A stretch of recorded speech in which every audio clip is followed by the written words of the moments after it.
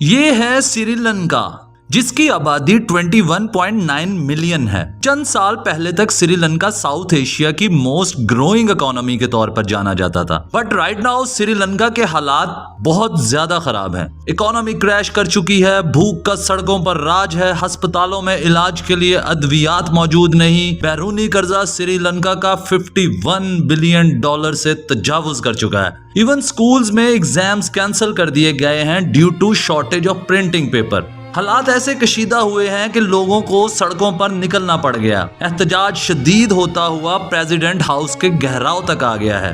Prime minister को मुल्क छोड़कर भागना पड़ा। आइए नजर डालते हैं कि ये सब हुआ क्यों। तो व्यूअर्स, श्रीलंका का डाउनफॉल स्टार्ट होता है जब श्रीलंका की पावरफुल फैमिली इक्तदार में आती है और महिंदा राजपक्से पहली बार 2005 में वजीर आजम बनते हैं। राजपक्से एक खानदानी कारोबारी आदमी है। वो अपने 9 बहन भाइयों में सेकंड नंबर पर आते हैं। उन्होंने जैसे ही इक्तदार संभाला, पॉलिटिक्स को फैमिली अफेयर की तरह डील किया। मतलब कि ज्यादातर वजारतें और आला सरकारी ओहदे अपने भाई, कजन्स, रिश्तेदार, भतीजे, भांजियों को नवाजे।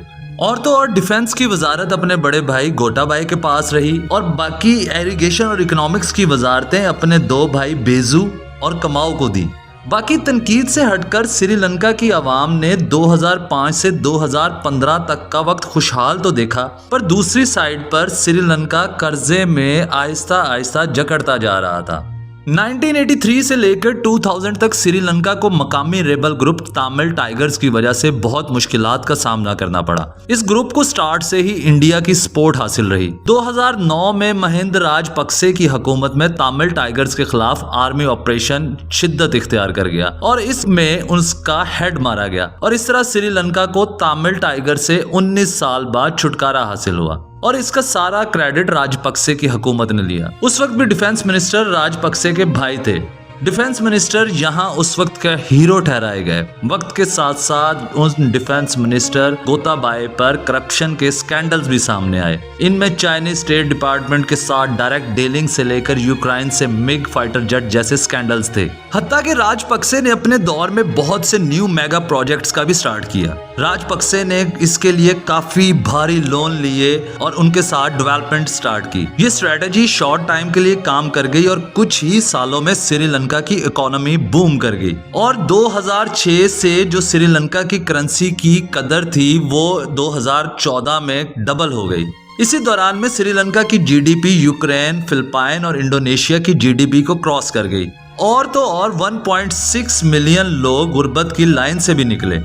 पर इन सब के पीछे श्रीलंका का कर्ज 2006 से लेकर 2012 तक ऑलमोस्ट ट्रिपल हो गया। 2015 में सारी डेट पॉलिसीज को खत्म कर दिया गया, पर डेट का मार्कअप अब भी तेजी से बढ़ रहा था। इसी दौरान में राजपक्से की फैमिली बहुत से गलत फैसले करती है जो आने वाले वक्त में श्रीलंका के लिए और मुसीबत खड़ी कर देते हैं। जहां बहुत सी मिस्टेक्स हुई, वहां पर एक मिस्टेक गोताबाय 2019 में दोबारा इक्तदार में आकर बहुत से टैक्स रिलीफ्स दिए जिनका उन्होंने इक्तदार हासिल करने से पहले वादा किया था। टैक्स की रिलीफ और प्रॉपर टैक्स ना कलेक्ट होने की वजह से श्रीलंका का रेवेन्यू -25% गिर गया। श्रीलंका की इकोनॉमी में अहम रोल एक और टूरिस्ट का भी है। हर साल बहुत से टूरिस्ट मुख्तलिफ ममालिक से श्रीलंका का विजिट करते हैं, पर 2019 के कोविड में श्रीलंका के बीचेस और रिजॉर्ट्स और तमाम तफरीही मकामात ऑलमोस्ट बंद रहे और इसका इम्पैक्ट भी वाज़ेह श्रीलंका की इकोनॉमी पर आया। अभी मुश्किलात श्रीलंका की थमी नहीं थी कि 2020 में रशिया और यूक्रेन जंग के लिए आमने सामने आ गए। श्रीलंका की टूर इंडस्ट्री में इन दोनों ममालिक का बहुत रोल है। वो इस टूर इंडस्ट्री के जरिए कमाए हुए पैसे से श्रीलंका के डेट्स के एक साथ देते थे और इस लड़ाई के बाद वो भी तकरीबन बंद हो गए। 2021 में राजपक्से एक और गलत फैसला करते हैं, ये जानते हुए कि श्रीलंका की इकोनॉमी ज्यादातर एग्रीकल्चरल लैंड पर बेस करती है और उन्होंने खाद की बरामदात पर मुकम्मल पाबंदी लगा दी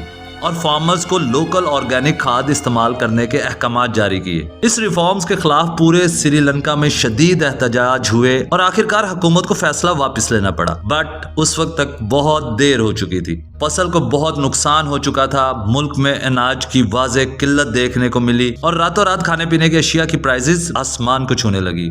इस तरह श्रीलंका के फॉरेन रिजर्व भी खत्म होते गए और रही सही कसर पेट्रोल की इंटरनेशनल मार्केट में प्राइसेस की बनी।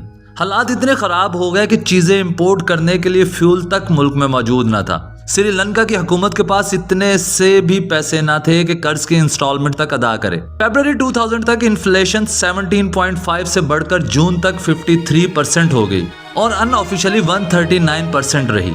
आम इस्तेमाल की गैस की कीमत चंद ही महीनों में ट्रिपल हो चुकी थी। मार्च 2022 तक श्रीलंका के पैसे की कदर गुज़िश्ता 40 साल की निचली तरीन सतह तक पहुंच चुकी थी।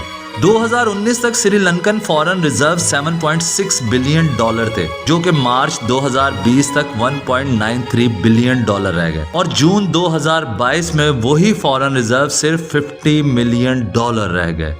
जून 2022 तक पेट्रोल की तरसील आम रोक दी गई क्योंकि श्रीलंका के पास सामान की अरसालो तरसील के लिए भी पेट्रोल खत्म हो गया था। 1970 के बाद ये पहली दफा किसी मुल्क के साथ हुआ कि वहां पेट्रोल की इतनी शॉर्टेज हुई। लोग इकोनॉमी के हालात से पूरी तरह तंग आ गए और जो डेकेड से फैमिली श्रीलंका पर हुकूमत कर रही थी, अब उन्हीं के खिलाफ मुल्क गिर एहतजाज शुरू हो गया। हालात और लोगों के गुस्से को देखते हुए राजापक्ष को मुल्क छोड़कर भागना पड़ा और लोगों ने ना सिर्फ राजपक्ष बल्कि उनके रिश्तेदारों के घरों का घेराव किया, बल्कि उनको आग लगा दी। आखिरकार लोगों ने प्रेसिडेंट हाउस पर कब्जा कर लिया और अमलाक को नुकसान पहुंचाया। यूं श्रीलंका की एक पैसे वाली फैमिली ने अपने इख्तियारात के गलत इस्तेमाल की वजह से श्रीलंका की लंका डुबो दी।